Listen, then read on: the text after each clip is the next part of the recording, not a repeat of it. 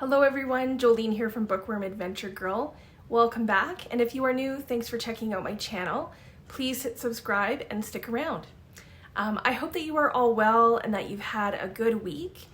If you've watched some of my previous videos, then you already know that I have done a couple of book haul revisits. And today I am going to share with you 9 books that I have hauled since last month, including a bonus that arrived earlier this week. First up, I am going to share the books that I received through ZG Stories. And this first one is a memoir from Arsenal Pulp Press called This Is My Real Name, a stripper's memoir by Sid V. Brunet. The cover is very provocative. The press release says the following: a candid, intensely personal memoir from former stripper and emerging writer Sid V. Brunet, who spent a decade working in clubs across Canada.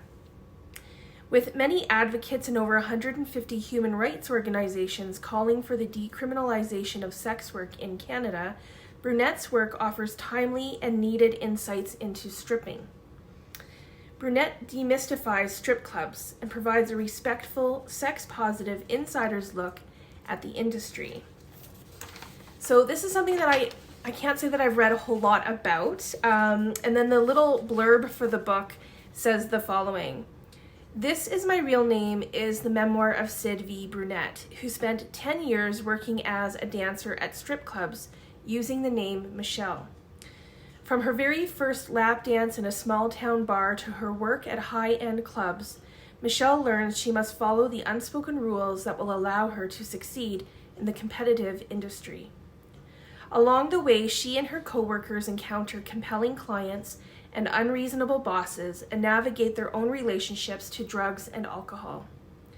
Michelle and her friends rely on each other's camaraderie and strength in an industry that can be both toxic and deeply rewarding. Intensely personal, This Is My Real Name demystifies stripping as a career with great respect and candor, while at the same time exploring the complex sex-positive relationships, queer and otherwise, that make it meaningful.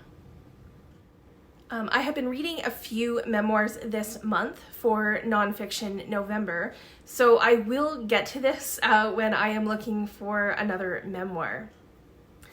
The next book is also nonfiction, and it's from the University of Regina Press. It's called The Unravelling, Incest and Destruction of a Family, and this is by Donna Besel. This was on my radar for this month, but I think it's going to be an intense read, so I want to read it when I am really prepared for that kind of book. The press release for this says, it is a brutally honest account of a father who sexually assaulted his 5 daughters and the emotional and psychological ripple effects on the women and the rest of the family. In telling her story, Besel reveals how trauma leaves permanent scars and illustrates the various ways our communities and institutions can fail survivors. The blurb for this says the following: it's the antithesis of why a wedding should be memorable. In 1992, at a sister's nuptials, Donna Besel's family members discovered that their father, Jack Todd, had molested their youngest sister. After this disclosure, the other 5 sisters admitted that their father had assaulted them when they were younger and had been doing so for years. Despite there being enough evidence to charge their father, the lengthy prosecution rocked Besel's family and deeply divided their rural community. The Unravelling is a brave, riveting telling of the destruction caused by sexual assault and the physical, psychological, emotional, financial, and legal tolls survivors often shoulder. Donna Besel offers an honest portrayal of the years-long police process, from disclosure to prosecution, that offers readers greater insight into the challenges victims face and the remarkable strength and resilience required to obtain some measure of justice. So this sounds like it's going to be a difficult but important read. And then the third book from ZG Stories is a fiction novel called The Marriage of Rose Camilleri by Robert Hough. And this is from Douglas and McIntyre. The press release for this says that this is a powerful and profoundly affecting account of an unconventional marriage tormented by poverty, infidelity, illness, criminality, and cold Canadian winters. This moving novel from a master storyteller captures the complexity of larger-than-life characters and is narrated with warmth, humor, and insight. So this already sounds very good to me. And the blurb for this says the following. When Rose Camilleri and Scotty Larkin meet, neither expects to spend a lifetime together, navigating a sometimes turbulent marriage and scraping through the process of raising a family. When he first enters the bakery where she works, she is a new arrival from the tiny island nation of Malta, fond of rabbit stew and Hollywood cinema. He is a thoughtful printer's assistant recently released from juvenile detention after stealing and swiftly totaling a stranger's car. Even after years of marriage and 2 children together, Rose struggles to shake the idea that perhaps she should have held out for someone more exciting, less withdrawn. But together they will face poverty, infidelity, troubled teenagers, latent criminality, illness, and cold Canadian winters, and find their own kind of happiness along the way. In The Marriage of Rose Camilleri, Robert Hough writes his larger-than-life characters with warmth, insight, and humor, displaying the masterful approach to storytelling that gained his previous novels acclaim and several prestigious award nominations. Hough transports the reader into the epicenter of an unconventional love story, where he draws out captivating details from the fabric of an ordinary shared lifetime to create a story that lives in the moment and takes seriously the small but vital details of everyday life. So this story really appeals to me, and I have never read anything by this author before, and it seems like he has a number of very interesting books out, so maybe I will find a new favorite author when I read this one, which would be great. So next in the pile is Old Lady Voice by Elise Victoria, and this is translated from the Spanish by Charlotte Whittle? Yeah, Charlotte Whittle. This novel is published by And Other Stories, and it has 2 of my favorite things. It is a coming-of-age story, and it is narrated from the perspective of Marina, who is a 9-year-old girl. And you already know that I love when the narrator is a child or a young person. So the blurb on the back of this one says, while her mother is in the hospital with a grave but unnamed illness, Marina spends the summer with her grandmother, waiting to hear whether she'll get to go home or be bundled off, newly orphaned, to a convent school. There are no rules here, but that also means there are no easy ways to fend off the visions of sex and violence that torment and titillate the girl. Presenting a unique and vivid take on the coming-of-age story, Old Lady Voice reimagines childhood through the eyes of its one-of-a-kind, hilarious, and endearing narrator, a 9-year-old who can swear like a sailor but think like a novelist.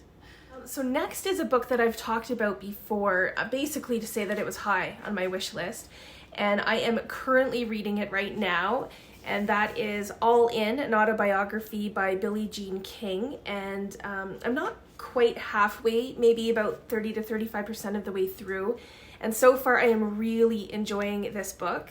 Billie Jean King, as you probably already know, is one of the world's biggest tennis players, and she also became an activist for women's equality and LGBTQ rights. And I will be talking about this one more when I do my nonfiction November books, which will be out probably next week. And then the other memoir that I picked up that I'm really looking forward to reading is Baggage, Tales from a Fully Packed Life by Alan Cumming. And earlier this year, I read his other memoir called Not My Father's Son, and absolutely loved it. So I have high hopes for this one as well. And I like what is written on the flap. It says, Alan Cumming has made an art out of life. There is absolutely no logical reason why I am here. The life trajectory, my nationality, class, and circumstances portended for me was not even remotely close to the one I now navigate. But logic is a science, and living is an art. So if this one is written like his previous memoir, then I think I am really going to enjoy it. The next book is a novel that readers have been gushing about on Instagram and BookTube, and that is The House in the Cerulean Sea by T.J. Klune. I have always been drawn to this cover, and from what I've heard of this book, it's kind of fairy tale-like, which I think might be interesting. And then the back blurb says this: a magical island, a dangerous task, a burning secret. Linus Baker is a by-the-book caseworker in the department in charge of magical youth. At 40, he lives in a tiny house with a devious cat and his old records for company. But his quiet life is about to change. Linus is summoned by extremely upper management and given a curious and highly classified assignment: travel to an orphanage on a distant island and determine whether 6 dangerous magical children are so dangerous, in fact, that they're likely to bring about the end of days. When Linus arrives at that strangest of islands, he's greeted by a series of mysterious figures, the greatest mystery of which is Arthur Parnassus, the master of the orphanage. As Linus and Arthur grow closer, Linus discovers the master would do anything to keep the children safe, even if it means the world has to burn. Or worse, his secret comes to light. The House in the Cerulean Sea is an enchanting love story, masterfully told about the profound experience of discovering an unlikely family in an unexpected place and realizing that family is yours. So next up is another Canadian author and a book that I talked about in the tag that I did on Tuesday, and that is The Apollo Murders by Chris Hadfield. This was one of my most anticipated books of 2021 because I absolutely love Chris Hadfield. I have actually already read this book, so I will be talking more about it when I do my November wrap-up, which will also be next week. But it's basically about the Apollo 18 mission and how it will most likely be the last moon mission. And the crew doesn't all make it back, and it turns out that some of the crew members have been harboring secrets for a very long time. And then the final book that I picked up is House of Leaves by Mark Z. Danielewski, and I picked this up because there is a group read-along happening, I think starting in December, that Sina from Beating Around the Books is hosting. So here's the thing about this book. I don't really know anything about it, other than it's quite big. And I'm trying to keep it that way until I start reading it with everyone. There seems to be a bit of mystery and intrigue around it, so I kind of want to keep it that way.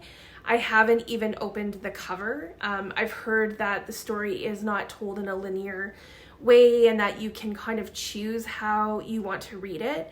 It's also not formatted like a book usually is, and so I've been trying to keep all of that as much of a mystery as I can so that I don't really have, any expectations going into it, and I can just experience it. So I'm really looking forward to getting into this read and hearing everyone's take on the book. I think that it will be a great discussion. So those are the books that I hauled in November. And, I almost forgot. Okay, so earlier this week I received a parcel, and it turns out that I won some prizes through the Giller Light Bash. So as part of celebrating the Giller Awards, they had put out on Instagram a few games with trivia questions about the Giller, and I thought for fun I would just answer them. Since they were pretty easy. They were pretty easy for me. I follow the Giller, so it wasn't, too onerous. So I won 2 tickets to Cineplex, and they put this nice note of congratulations on it, and I was really happy to win movie tickets. I haven't been to the movies since pre-COVID, so it's been quite some time, and I thought, it'd be nice to get back out there again. But it turns out that I also won the grand prize, which was this amazing Scrabble deluxe game. And it's so cool. The board game rotates and the tiles actually fit into these like grooved squares so that they can't move all over the place. So my mom is a really good Scrabble player, and right now she is in the hospital. So I think that I'm going to bring the game up tomorrow when I go visit, and we are going to play a game if she's feeling up to it. So Mom, if you are watching, hopefully you're watching this at some point before I see you, you better have your Scrabble game face ready. I will then let all of you know how the game goes. So please let me know if you have read any of these books or if you are interested in reading any of them. I am always happy to hear your thoughts, and I'm also, happy to hear if you have any books that you've picked up recently that you think are good books, and that you think I should maybe check out. Please let me know. I look forward to chatting with you in the comments. Thanks again for watching. I hope you enjoy the rest of your day, and don't forget to make every day an adventure.